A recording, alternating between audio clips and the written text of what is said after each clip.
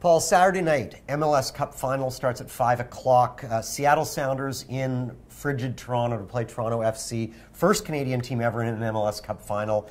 Neither team has won one. Are you fascinated by this matchup, and is this good for MLS?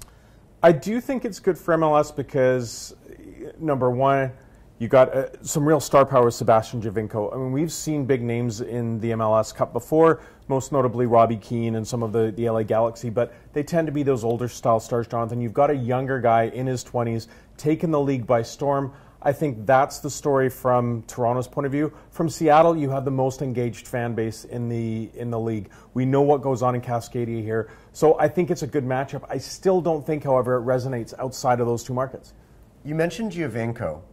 Recently, Italy left him off their national team. Yeah, rightly so. They've done repeatedly, and they basically say, he plays in MLS, we're not even considering him for this team. That's how you read between the lines. Is this bad for MLS that their biggest star, ostensibly, can't even be considered by his national team? Well, absolutely, but I do think he's considered. I just think they look at the level of competition and don't think it's high enough to be sharp enough to play at the national level. I mean, this isn't a surprise. Mario Balotelli, who, again, in his mid-20s, he's got a whole bunch of other issues.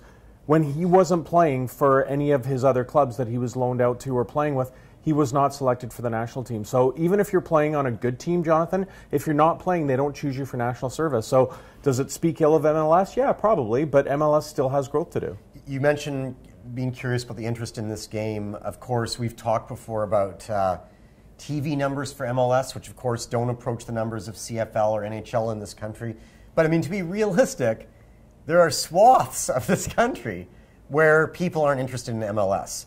And the numbers in the playoffs, right, when Montreal played Toronto, were very strong, were as good as any CFL numbers. It's the problem that the MLS faces not just in Canada but in the US. You need to get people interested in teams outside of their market. The Whitecaps seemingly finished playing, it feels like 4 months ago, and realistically it was a week before Halloween. It feels like the season's been over for a long time, yet the championship game is this weekend.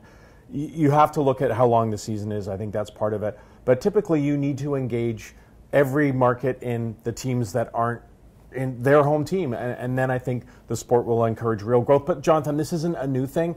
The NFL has it. The NBA has it. NHL doesn't. I don't know how much interest is here if you don't have a marquee. I didn't see people really engaged in the Pittsburgh Penguins winning the Stanley Cup last year. So yeah, it exists in other sports as well. People here love the Canucks. I'm not sure that they love a matchup between, the Red Wings and the Leafs. Last thing about this, obviously, most people you and I talk to who go to Whitecaps games for the first time talk about really enjoying the experience with this, which is kind of more organic and fan-driven than, say, having the scoreboard tell you to clap your hands, right?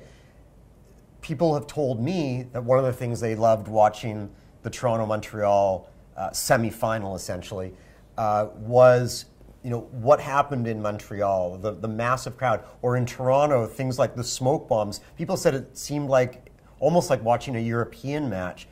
There is something to MLS that gives them an advantage over other sports, isn't there? Well, there is, but again, I think this is part of the problem of the growth. The atmosphere of going to the game is fantastic, but if you're not engaged in the style of play, the quality of play, and the players on the field as much as, hey, that was a great night out at BC Place, you're not going to watch other teams play on TV. So for me, as usual, it's the jersey test. Would you go and buy a jersey of X player that gives you that emotional investment that you like them? And if you wouldn't buy the jersey, you probably wouldn't be engaged. And this video is so long. If you're still watching at this point, send your name in to Jonathan and he'll buy you a jersey. I will buy you a jersey.